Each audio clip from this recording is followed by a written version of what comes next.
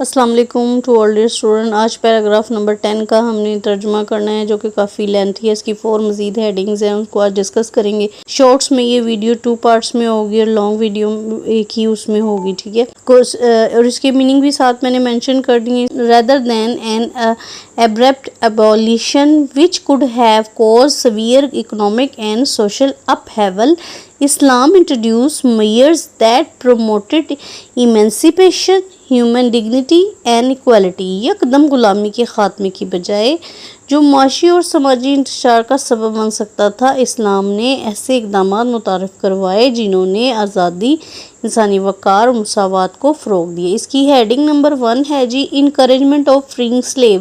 اب یہ غلاموں کے بارے میں پیارے آقا نے کیا اقدامات کیے تھے, اسلام میں کیا حکم ہے, قرآن میں اللہ کیا فرما رہا ہے, یہ اس کے بارے میں. انکریجمنٹ آف فریئنگ سلیو سے مراد ہے غلام آزاد کرنے کی ترغیب دلانا. Freeing slave was regarded as a highly virtuous act and an expiation for various sin. Ghulam آزاد کرنا ایک بہت بڑا نیکی کا عمل اور مختلف گناہوں کا کفارہ سمجھا جاتا ہے.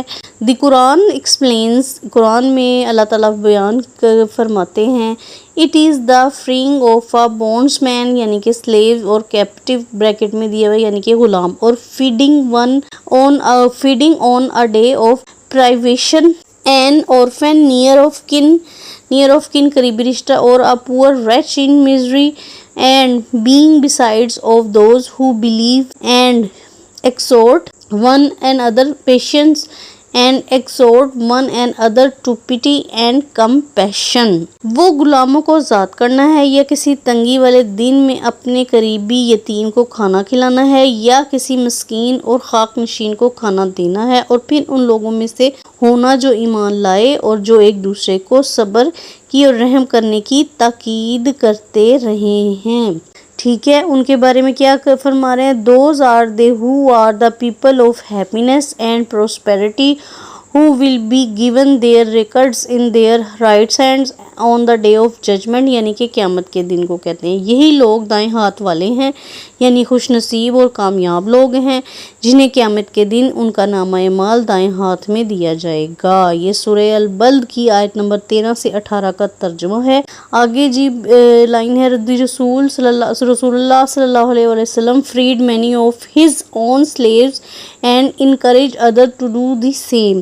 رسول اللہ صلی اللہ علیہ وآلہ وسلم نے اپنے کئی غلاموں کو آزاد فرمایا اور دوسروں کو بھی اس کی ترغیب دی. ہیڈنگ ہے B equality and human treatment. اس کا مطلب ہے جی مساوات اور حسن سلوک.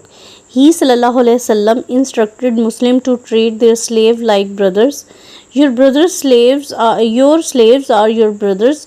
Feed them with what you eat and clothe them as you clothe yourself. صحیح مسلم کی یہ حدیث ہے, اس کا ترجمہ میں آپ کو بتاتی ہوں. پہلے بیان کیا ہے آپ صلی اللہ علیہ وسلم نے مسلمانوں کو حکم دیا کہ وہ اپنے غلاموں کے ساتھ بھائیوں جیسا سلوک کریں. تمہارے غلام تمہارے بھائی ہیں, جو خود کھاؤ وہی ان کو کھلاؤ اور جو خود پہنو وہی ان کو پہناؤ. صحیح مسلم کی حدیث ہے یہ. نیکسٹ ہیڈنگ سی ہے لیگل رائٹس اینڈ پروٹیکشنز.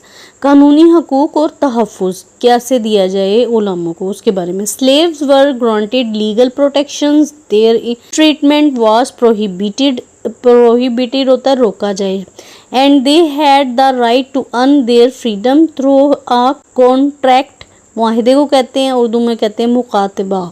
تو اس کا ترجمہ ہے غلاموں کو قانونی تحفظ دیا گیا, ان کے ساتھ بدسلوکی ممنوع قرار دی گئی یعنی کہ منع کی گئی, اور انہیں معاہدے کے ذریعے اپنی آزادی حاصل کرنے کا حق دیا گیا. معاہدے کو مکاتبہ بھی کہتے ہیں, ٹھیک ہے. اس کی ہیڈنگ لاسٹ ہے ڈی ہے انٹیگریشن اینڈ لیڈرشپ. شمولیت اور قیادت کس بارے میں ہے یہ بتاتے ہیں, ہے تو غلاموں کے بارے میں.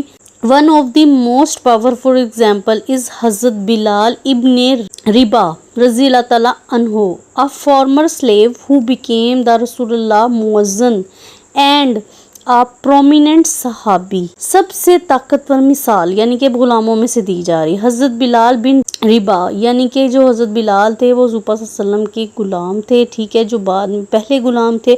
اور بعد میں رسول اللہ علیہ وسلم کے مؤذن اور ایک ممتاز صحابی بھی بنے. صحابی کہتے ہیں حضور پاک صلی اللہ علیہ وسلم کے دوست، یعنی کہ پہلے وہ غلام تھے، پھر پیارے آقا کے دوست بن گئے اور مؤذن بھی بنے. مؤذن کہتے ہیں اذان دینے والوں کی. آپ کی آواز اتنی پیاری تھی حضرت بلال کی کہ جب تک اذان نہیں دیتے تھے تو سورج نہیں نکلتا تھا. یہ ان کے بارے میں بیان کیا جاتا ہے. His life symbolizes Islam's commitment to racial ہوتا ہے نسلی اینڈ سوشل ایکویلٹی. ان کی زندگی اسلام کے نسلی اور سماجی مساوات کے عزم کی علامت ہے.